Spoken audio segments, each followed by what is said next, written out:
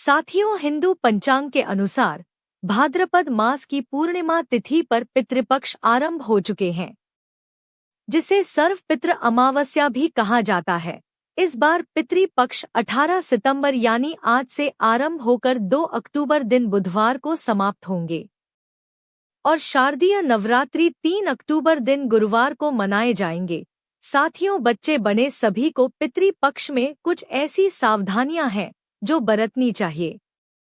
साथियों, मान्यता है कि मृत्यु के देवता यमराज श्राद्ध पक्ष में पितरों को मुक्त कर देते हैं ताकि वे स्वजनों के यहाँ जाकर तर्पण ग्रहण कर सके।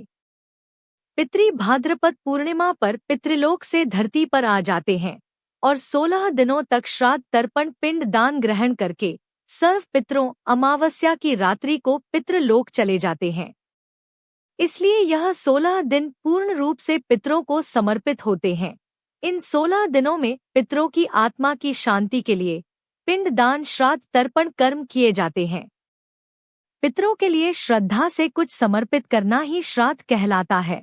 यह 16 दिन पितरों को प्रसन्न कर पितरों की कृपा प्राप्त करने के लिए बहुत ही खास माने जाते हैं। साथियों, जैसा कि आप सभी जानते हैं कि पितृपक्ष के दौरान कोई भी शुभ और मांगलिक कार्य नहीं किए जाते हैं। शास्त्रों में पितृपक्ष के कई नियम बताए गए हैं। अगर उन नियमों का पालन न किया जाए तो इससे पितृदोष लगता है। पितृदेव नाराज हो जाते हैं। पितृपक्ष के दौरान शुभ और मांगलिक कार्य करने के साथ ही कुछ ऐसी चीजें भी होती हैं जिनका सेवन पितृपक्ष के दौरान भूलकर भी नहीं करना चाहिए। पितृपक्ष पितरों को समर्पित होते हैं, इसीलिए इस दौरान भोजन का विशेष महत्व होता है। इस दौरान पितरों के लिए भोजन निकाला जाता है, ब्राह्मण को भोजन कराया जाता है और पंचफली भी दी जाती है। लेकिन शास्त्रों में कुछ ऐसी चीजों के बारे में बताया गया है जिन्हें पितृपक्ष के दौरान भूलकर भी नहीं खाना चाहिए। कुछ ऐसी चीजें हैं जिनका ना तो पितृपक्ष के दौरान सेवन करना चाहिए और ना ही पितरों को या ब्राह्मणों को इन चीजों का भोग लगाना चाहिए। साथियों, ऐसे में हम जानते हैं कौन सी ऐसी चीज है जिनका पितृपक्ष के दौरान भूलकर भी सेवन नहीं करना चाहिए।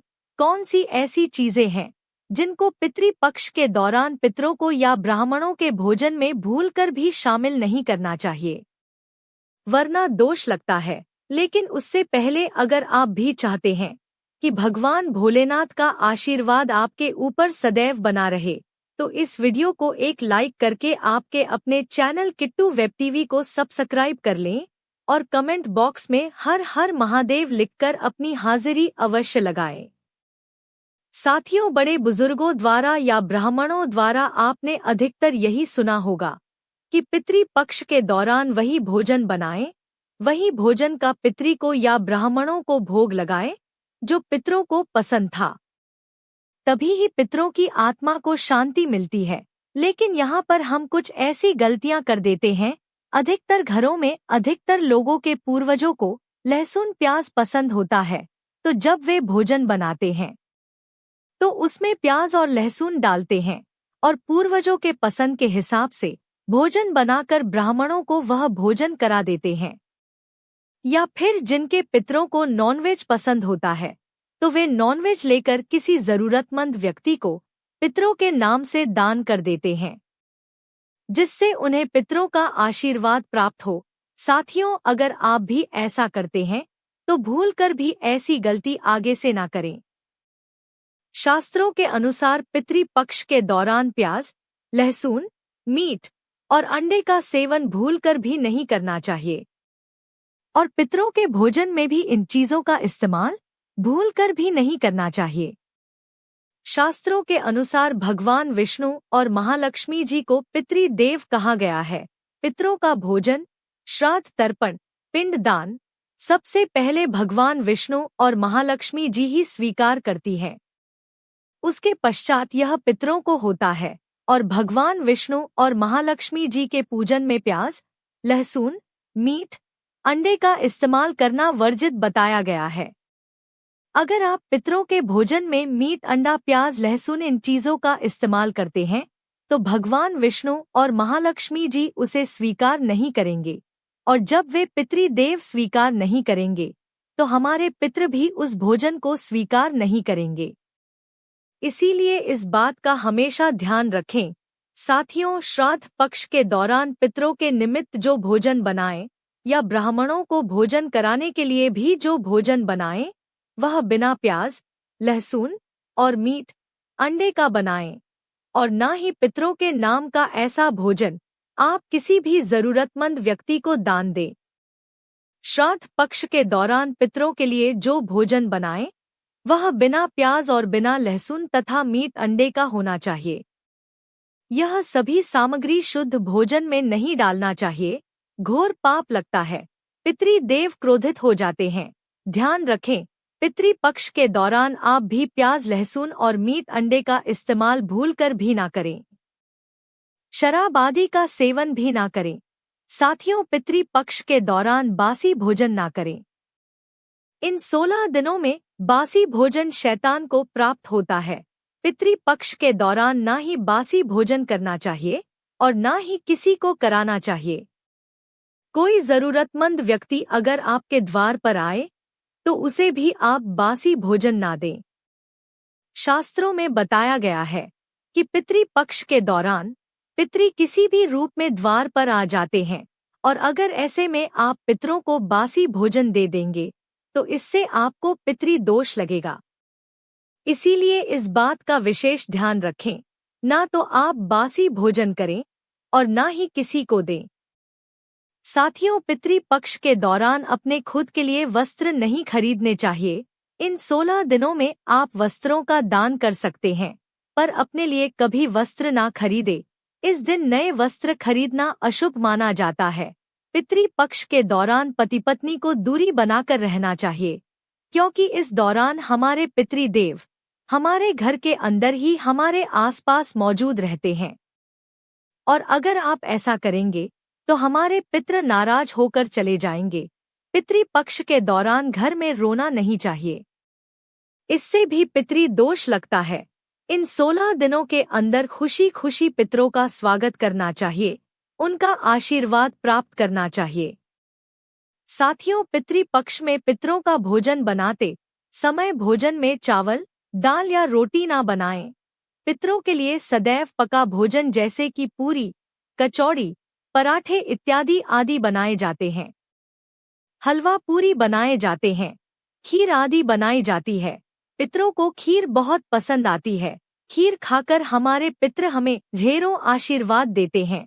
पितृपक्ष के दौरान आप स्वयं दाल, चावल, रोटी आदि खा सकते हैं, पर पितरों को यह चीजें ना दें। लेकिन याद रहे, पितरों को जो भोजन बनाएं, ब्राह्मणों को जो भोजन कराएं, वह पकाकर ही बनाएं, जैसे कि खीर, पूरी, मूंग दाल की कचौड़ी, दही, जलेबी। इन चीजों को आप बना सकते हैं।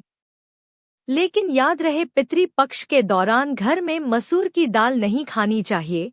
शास्त्रों में इसे वर्जित बताया गया है। साथियों, मसूर की दाल के अलावा पितृपक्ष के दौरान काले नमक, काले जीरे का सेवन भी नहीं करना चाहिए, और ना ही ब्राह्मण भोजन में इन चीजों को शामिल करना चाहिए। ना तो खाया जाता है और ना ही खिलाया जाता है। श्राद्ध पक्ष में इन चीजों को खाना और खिलाना दोनों ही वर्जित होता है। श्राद्ध पक्ष के दौरान पितरों के भोजन में नींबू नहीं डाला जाता। आप स्वयं नींबू का सेवन कर सकते हैं, लेकिन पितरों के भोजन में, ब्राह्मण भोजन में नींबू ना डालें।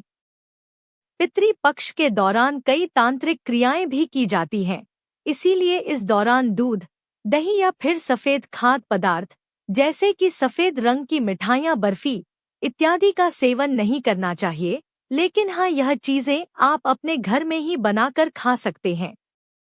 साथियों, पितृपक्ष के दौरान गाय के दूध का सेवन करने से बचना चाहिए।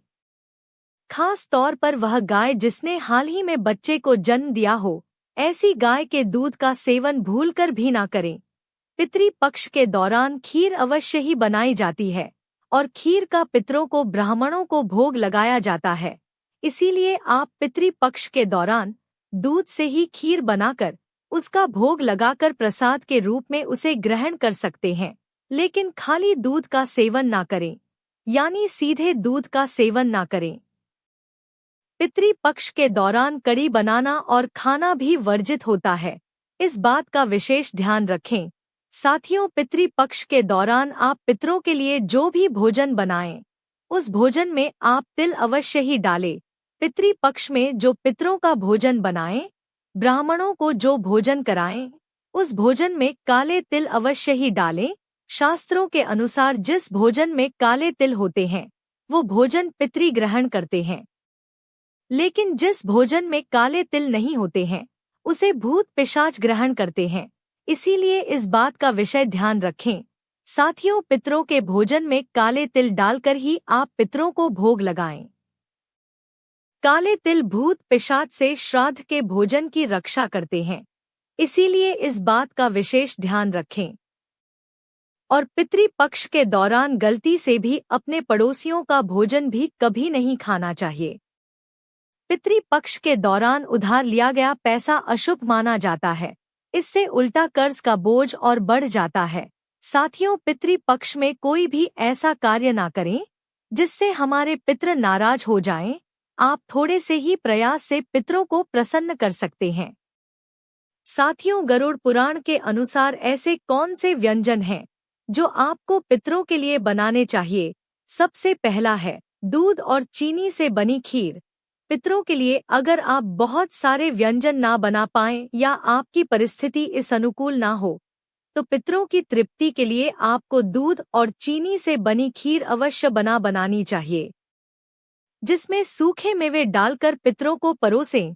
इस व्यंजन से उन्हें सबसे ज्यादा आनंद मिलता है और वे प्रसन्न होकर आपके द्वार से लौटते हैं। दूसरी है कद्दू की सब्जी। गरुड़ पुराण के अनुसार कद्दू की सब्जी पितरों को बहुत अधिक प्रिय होती है।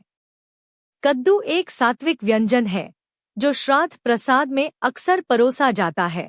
अगर आप भी श्राद्ध का भोजन बना रहे हैं तो कद्दू की सब्जी अवश्य बनाएं और पितरों का आह्वान करते हुए उन्हें अर्पण करें। तीसरा है शुद्ध घी की रोटी।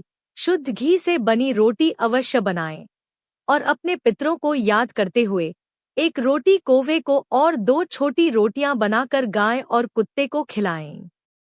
इनसे पितरी जिस भी रूप में धरती पर उपस्थित होंगे, वे तृप्त होकर आपको अवश्य आशीर्वाद प्रदान करेंगे।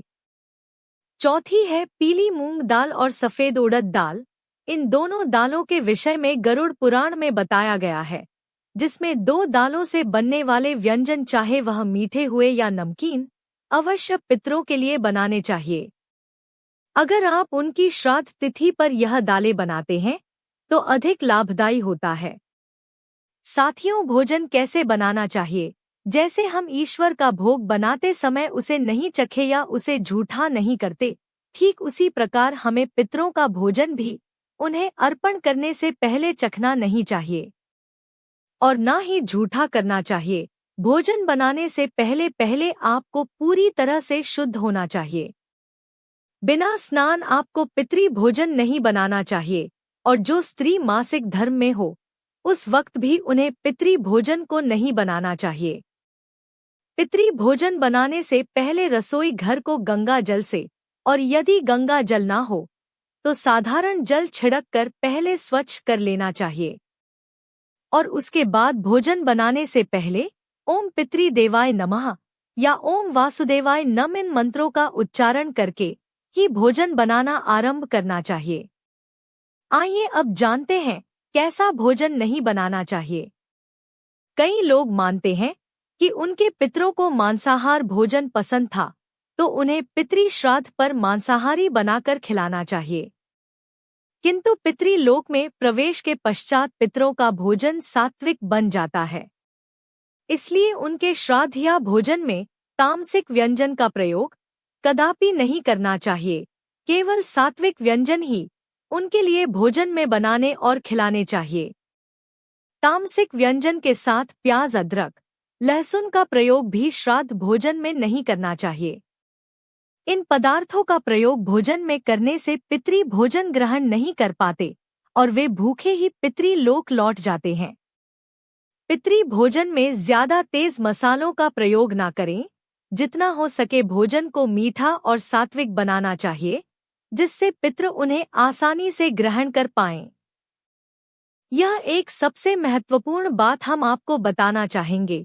हम भोजन तो परोस देते हैं या उनका भोग पितरों की तस्वीर पर लगा देते हैं या कोई गाय कुत्ते को भी खिला देते हैं, किंतु हम भोजन के साथ जल अर्पण करना भूल जाते हैं। सबसे जरूरी है जल अर्पण करना। पितरों को आप भोजन ना भी अर्पण करें, किंतु जल का अर्पण पितृपक्ष के पूरे मास में अवश्य करें, जिनसे पितृ प्यासे ही पितृलोक में ना जाएं। इस प्रकार से आप अपने पितरों को भोजन खिलाकर संतुष्ट कर सकते हैं। साथियों, अब जानते हैं इन 16 दिनों में पितृपक्ष के दिन कितना भी जरूरी क्यों ना हो जाए, कोई आपसे इन चीजों को उधार मांगे तो पितृपक्ष के दौरान भूलकर भी यह 4 चीजें कभी किसी को ना दें, अन्यथा आपके परिवार में कंगाली देखने को मिल सकती है। आपके पितृ आपके घर का त्याग कर सकते हैं, वो रुष्ट हो जाएंगे, लग जाएगा पितृदोष। आप आगे बढ़ने से पहले अगर आप भगवान शिव से प्यार करते हैं, पितृपक्ष के समय में उधार देना या लेना हर व्यक्ति के जीवन में जरूरी सा हो जाता है। कोई किसी को उधार देता है तो इस बात के लिए कि उन्हें उनके जीवन में अच्छी चीजें वापस प्राप्त हो सके, तो इसकी वजह से उधार देते हैं।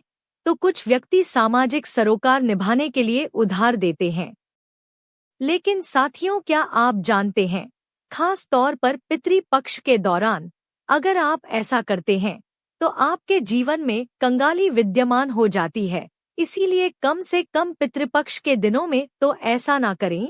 अब बात करते हैं सबसे पहली चीज की पितृपक्ष पर सबसे पहली चीज तो यह है कि अपने पूर्वजों से जुड़ा धन या किसी भी प्रकार की कोई चीज आप किसी भी व्यक्ति को ना दें, जैसे कि हमारे बुजुर्गों द्वारा दिया गया कोई चांदी का सिक्का या रुपया पैसा या फिर आशीर्वाद के तौर में दी गई कोई कीमती चीज, भगवान से जुड़ी पूजा की सामग्री आप भूलकर भी किसी को उधार या फिर दान के तौर पर कभी ना दें, क्योंकि माना जाता है कि अगर आप इस प्रकार की सामग्री दूसरे व्यक्ति को दे देते हैं तो आपके पूर्वज नाराज हो जाते हैं और बुजुर्गों द्वारा मिला आशीर्वाद खत्म हो जाता है। इससे पितृ दोष लगता है और आपको वह नहीं प्राप्त हो पाता जो आपके पूर्वज यानी आपके पितृ जो आपके लिए करने वाले थे। तो सबसे पहले आपको इस बात का ध्यान जरूर रखना चाहिए, बुजुर्गों द्वारा कोई सम्मान में मिली चीज कभी किसी को ऐसे ही नहीं देनी चाहिए। इसे हमेशा रखें, संभाल कर रखें। साथियों, इसी तरह पितृपक्ष को धन से भी जोड़ा जाता है। पितृपक्ष के दौरान हमारे पूर्वज साक्षात धरती पर आते हैं और उनका आगमन हमारे घर में होता है और उनका आशीर्वाद सुख समृद्धि में बदल जाता है, धन वैभव की प्राप्ति होती है। तो इस बात का ध्यान आपको जरूर रखना चाहिए कि पितृपक्ष के दौरान भूलकर भी कोई व्यक्ति आपसे धन उधार मांगने के लिए आता है तो आपको उधार पैसा नहीं देना चाहिए और ऐसे में आपको किसी अन्य व्यक्ति से उधार भी नहीं लेना चाहिए। ऐसी मान्यता है कि पितृपक्ष के दौरान आप जो पैसा उधार देते हैं या लेते हैं तो वह धन कभी लौट कर नहीं आता, बल्कि इस समय धन देने वाला और लेने वाला दोनों कर्ज में डूब जाते हैं।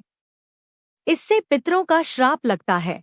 साथियों, वहीं श्राद्ध पक्ष के दौरान हम अपने पूर्वजों का तर्पण करते हैं, पिंड दान करते हैं तथा गंगा स्नान आदि करते हैं। पितृपक्ष के दौरान खास तौर पर सफेद चीजें चढ़ाई जाती आती है।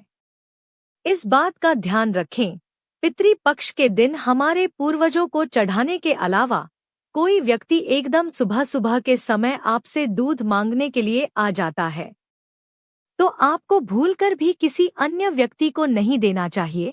अगर आप अपने पूर्वजों को चढ़ाने के अलावा कोई ऐसा काम करते हैं तो मान लीजिए आपके पूर्वज नाराज हो जाएंगे और साक्षात आपको अपने पितरों का क्रोध का सामना करना पड़ेगा।